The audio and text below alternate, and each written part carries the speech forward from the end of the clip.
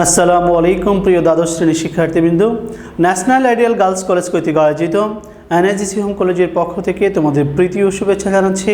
আমি আবুল কালাম আজাদ, প্রভাষক, বাংলা বিভাগ। প্রিয় শিক্ষার্থীবৃন্দ, আমাদের আজকে লেকচার নম্বর 12তম লেকচারের আলোচ্য বিষয় হচ্ছে সার্থক বাক্যের গুণাবলী। প্রিয় শিক্ষার্থীরা, ইতোপূর্বে আমরা 11 নম্বর লেকচারে বাক্যের পরিচিতি এবং বাক্যের সংজ্ঞা এবং প্রকারভেদ সম্পর্কে জেনেছিলাম। আজকে আমরা জানব একটি সার্থক বাক্যের কয়টি গুণ থাকে। প্রিয় শিক্ষার্থীরা, নিশ্চয়ই আমরা পূর্ববর্তী ক্লাসগুলোতে এই বিষয়ে আলোচনা শুনেছি বা আমরা পড়েছি। আজকে আমরা জানব, যদি একটি প্রশ্ন আসে এইভাবে যে বাক্য কাকে বলে, একটি সার্থক বাক্যের কয়টি গুণ থাকা আবশ্যক, সংজ্ঞাসহ উদাহরণ দাও। তাহলে এই প্রশ্নটি কিভাবে আমরা পরীক্ষায় সলিউশন করব? যেহেতু আমাদের পরীক্ষায় সম্পূর্ণ লিখতে হয়, অতএব কিভাবে লিখতে হবে সেটাই তোমাদেরকে ব্যাখ্যা করব। প্রিয় শিক্ষার্থীরা, প্রথমেই যখন পরীক্ষায় প্রশ্ন আসবে সার্থক বাক্যের কয়টি গুণ থাকে ও কী কী, উদাহরণসহ সংজ্ঞাসহ উদাহরণ দাও, তখন তুমি প্রথমেই বাক্যের সংজ্ঞা লিখবে। একটা বাক্যের একটা সাধারণ সংজ্ঞা লিখবে। এটা হচ্ছে সাধারণ সংজ্ঞা। আমরা সাধারণ সংজ্ঞাটা হতে পারে এরকম: কতগুলো অর্থবোধক শব্দ পাশাপাশি বসে বক্তার মনের ভাব যখন সম্পূর্ণরূপে প্রকাশ করে তখন সেটাকে বাক্য বলে। তারপরে আরেকটা বাক্যের সংজ্ঞা দেবে, সেটা কোনো বিখ্যাত মানুষের উক্তি। সেটা হতে পারে ডক্টর সুনীতি কুমার চট্টোপাধ্যায়, সেটা হতে পারে ডক্টর মোহাম্মদ শহীদুল্লাহ, সেটা হতে পারে ডক্টর মোহাম্মদ এনামুল হক। তোমার কাছে যেটা পছন্দ হবে ঠিক সেটাই দেবে।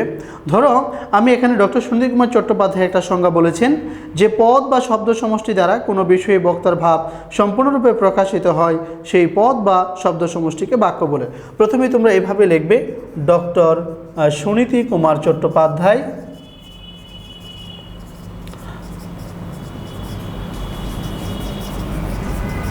ডক্টর সুনীতি কুমার চট্টোপাধ্যায়ের মতে, এইভাবে দিয়ে তারপরে ইনভার্টেড কমার মধ্যে একটা সংজ্ঞা দিয়ে তুমি ক্লোজ করবে। প্রিয় শিক্ষার্থীরা, আশা করি কিভাবে বলেছি নিশ্চয়ই বুঝতে পেরেছ। ধরো আমাদের সংজ্ঞা লেখা শেষ, তারপরে আমাদের যেটা লিখতে হবে যে একটি সার্থক বাক্যের 3টি গুণ থাকে। একটি সার্থক বাক্যের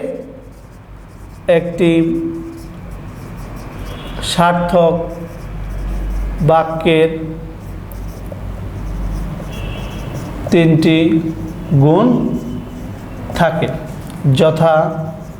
অর্থাৎ একটি সার্থক বাক্যের কয়টি গুণ থাকে? 3টি গুণ থাকে।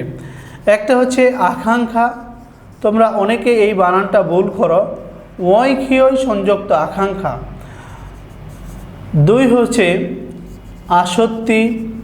এটাকে অনেকেই আসক্তি মনে করে, আসলে আসক্তি না, এটা হচ্ছে তয়ে তয়ে সংযুক্ত। এটা মনে রাখো, তয়ে তয়ে সংযুক্ত আসক্তি, নট আসক্তি।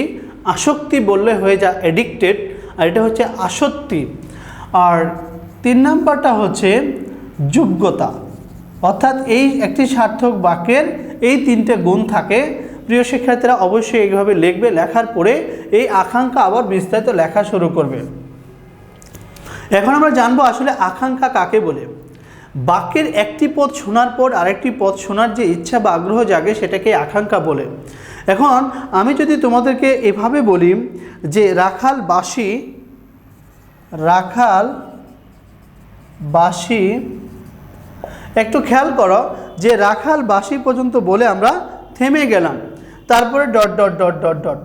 আসলে রাখাল বাসি, তারপরে আমাদের প্রশ্ন জাগে কি করে, তারপরে কি, অর্থাৎ এই পদগুলো শোনার পর আরেকটা পদ শোনার একটা ইচ্ছা বা আগ্রহ যে জাগে সেটাই হচ্ছে আকাঙ্ক্ষা। তার মানে রাখাল বাসি। তাহলে এই বাক্যের মধ্যে কিন্তু আমরা দেখতে পাচ্ছি যে আকাঙ্ক্ষা রয়েছে, অর্থাৎ কোনো কিছু জানার একটা আকাঙ্ক্ষা রয়েছে, আকাঙ্ক্ষাটা নিবৃত হয়নি। একটি সার্থক বাক্য হতে গেলে অবশ্যই আকাঙ্ক্ষার নিবৃত্তি, আকাঙ্ক্ষা পরিপূর্ণ হতে হবে। আর যদি এটাকে বলি রাখাল বাঁশি বাজায়, তখন কিন্তু এটা সার্থক বাক্য হবে। প্রিয় শিক্ষার্থীরা, আমরা তাহলে কি বুঝলাম? বাক্যের একটি পদ শোনার পর আরেকটি পদ শোনার যে ইচ্ছা বা আগ্রহ জাগে সেটাকেই বলা হয় আকাঙ্ক্ষা। কিন্তু আমরা একটা জিনিস দেখতে পাবো, বাক্যে যদি শ্রোতার এই কৌতূহল পূরণ না হয় তাহলে কিন্তু সেটা বাক্য অবশ্যই স্বীকৃতি পাবে না বাক্য হিসেবে। আমরা বলেছি রাখাল বাসি, এই কথাটা বললে কিন্তু শ্রোতার একটা কৌতূহল একেবারেই পূরণ হয় না, জানার অনেক কিছু থেকে থাকে, তার মনের মধ্যে একটা অতৃপ্তি থেকে থাকে। এই জন্য আমরা যদি বলি রাখাল বাঁশি বাজায়, তখন কিন্তু একটি পরিপূর্ণ বাক্য হবে। প্রিয় শিক্ষার্থীরা, অবশ্যই সেই বিষয়টা কিন্তু খেয়াল রাখতে হবে। এবার তারপরে খেয়াল করো আসত্তি কি, অর্থাৎ আসত্তি জিনিসটা কি। আসত্তি হচ্ছে বাক্যের এই যে এখানে আমরা যে বাক্যের মধ্যে যতগুলো পদ থাকে সেই পদগুলোকে সুবিন্যস্তভাবে সুন্দর করে সাজানোর যে প্রক্রিয়া সেটাকে আসত্তি বলা হয়।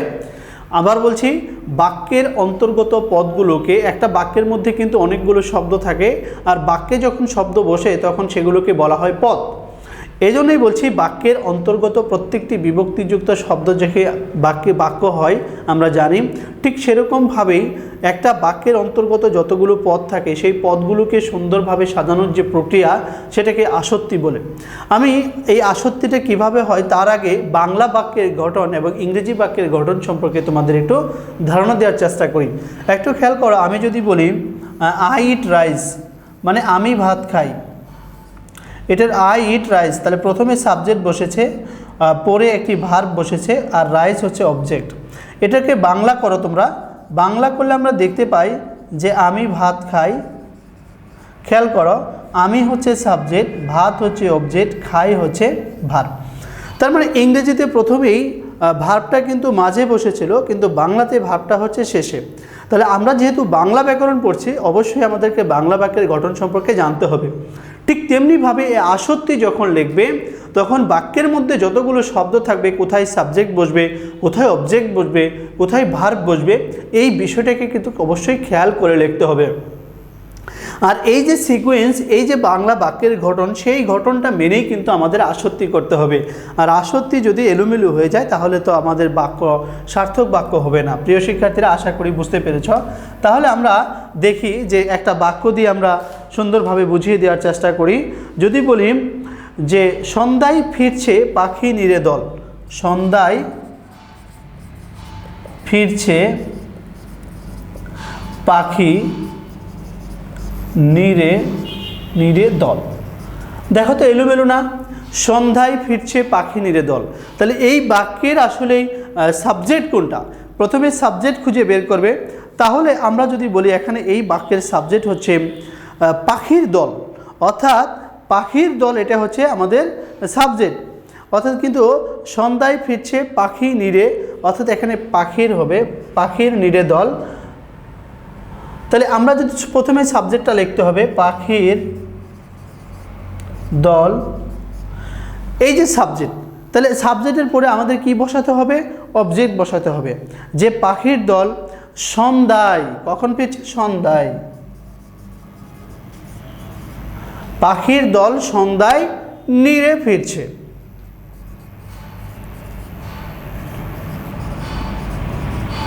দেখো, তাহলে এই বাক্যটার মধ্যে কিন্তু আমাদের আসত্তির অভাব রয়েছে। কেননা আসত্তি বলতে আমাদের বাক্যের অন্তর্গত পদগুলোকে সুন্দরভাবে যে সাজানো প্রক্রিয়া, তাহলে এই বাক্যটিতে কিন্তু সুন্দরভাবে সাজানো হয়নি।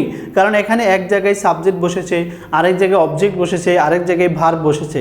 বাট এই সেকেন্ড যে বাক্যটি দেখো, এই বাক্যটি হচ্ছে সঠিক, পাখির দল সন্ধ্যায় নিরে ফিরেছে। তার মানে এটা সাবজেক্ট, অবজেক্ট, ভার্ব সব ঠিক আছে। এটা হচ্ছে সার্থক বাক্য। প্রিয় শিক্ষার্থীরা, এটা হচ্ছে রং বাক্য। তাহলে এই বিষয়টা খেয়াল করেই তোমরা কিন্তু আসত্তি নির্ণয় করবে। প্রথমে আসত্তির সংজ্ঞা দিবে, সংজ্ঞা দেওয়ার পরে একটা উদাহরণ দিবে। এরপরে দেখো যোগ্যতা। প্রিয় শিক্ষার্থীরা, বাক্যের অন্তর্গত এবং ভাবগত মিল বন্ধনের নাম হচ্ছে যোগ্যতা। আবার বলছি, বাক্যের অন্তর্গত, ভাবগত এবং অর্থগত এবং ভাবগত, বাক্যের অন্তর্গত, অর্থগত এবং ভাবগত মিল বন্ধনের নামই হচ্ছে যোগ্যতা। এখানে একটা বাক্যের মধ্যে একটা ভাবগত এবং অর্থগতটা মিল থাকতে হবে। প্রিয় শিক্ষার্থীরা, শুধু বাক্য হলেই চলবে না, কিন্তু সেটার যোগ্যতা থাকা জরুরি। যেমন আমি যদি বলি হাতি আকাশে উড়ে, হাতি আকাশে উড়ে। প্রিয় শিক্ষার্থীরা, একটু খেয়াল করো, হাতি আকাশে উড়ে বাক্যটা ঠিক আছে, সাবজেক্ট, অবজেক্ট, ভার্ব সব ঠিক আছে, বাংলা বাক্যের স্ট্রাকচার অনুযায়ী সব ওকে। কিন্তু একটু দেখো, ভাবগত দিক থেকে চিন্তা করো, হাতি কি কখনো আকাশে উঠতে পারে? নিশ্চয়ই না। অর্থাৎ এটা কিন্তু এই বাক্যের যোগ্যতার অভাব রয়েছে। যদি হাতির জায়গায় আমরা পাখি বসাতাম তাহলে কিন্তু নিশ্চয়ই এই বাক্যটি সঠিক হতো, যে পাখি আকাশে উড়ে, তখন কিন্তু সঠিক। তার মানে আগের বাক্যে যে হাতি আকাশে উড়ে, এখানে কিন্তু আমাদের যোগ্যতার অভাব রয়েছে। প্রিয় শিক্ষার্থীরা এইভাবে সংজ্ঞা সহ উদাহরণ দিবে, তাহলে আশা করি তোমরা পরিপূর্ণ নম্বর পাবে। আজকে থেকে আমরা জানলাম যে একটি সার্থক বাক্যে 3টি গুণ থাকে, আকাঙ্ক্ষা, আসক্তি, যোগ্যতা। প্রথমে আকাঙ্ক্ষার সংজ্ঞা দিতে হবে, উদাহরণ দিতে হবে, তারপর আসক্তির সংজ্ঞা, উদাহরণ দিতে হবে, এবং যোগ্যতার সংজ্ঞা এবং উদাহরণ দিলেই তোমরা পরিপূর্ণভাবে এই প্রশ্নের উত্তরটি সমাধান হয়ে যাবে। প্রিয় শিক্ষার্থীরা, আমরা একটি সার্থক বাক্যের গুণাগুণ সম্পর্কে জানতে পারলাম যে একটি সার্থক বাক্যের 3টি গুণ থাকে। প্রিয় শিক্ষার্থীরা, আজকের এই ক্লাস থেকে তোমাদের বাসায় একটি বাড়ির কাজ থাকবে, তোমরা একটু খেয়াল করো। এখানে একটি প্রশ্ন দিয়েছি যে সার্থক বাক্যের কয়টি গুণ থাকে ও কী কী, সংজ্ঞা সহ উদাহরণ দাও। তাহলে প্রথমে বাক্যের সংজ্ঞা দিবে, তারপর লিখবে সার্থক বাক্যে 3টি গুণ থাকে, তারপরে 3টি গুণের সংজ্ঞা সহ উদাহরণ আলোচনা করবে। তাহলে 5 নম্বরের জন্য পুরো অ্যান্সারটি হয়ে যাবে। প্রিয় শিক্ষার্থীরা, তোমরা এটা SW খাতায় করে রাখবে, নির্দিষ্ট সময়ে কলেজে জমা দিবে। প্রিয় শিক্ষার্থীরা, আজকের ক্লাসে এই পর্যন্তই। সবাই ভালো থেকো, সুস্থ থেকো। পরবর্তী ক্লাস দেখার আমন্ত্রণ জানিয়ে আজকের ক্লাস এখানেই শেষ করছি। আল্লাহ হাফেজ।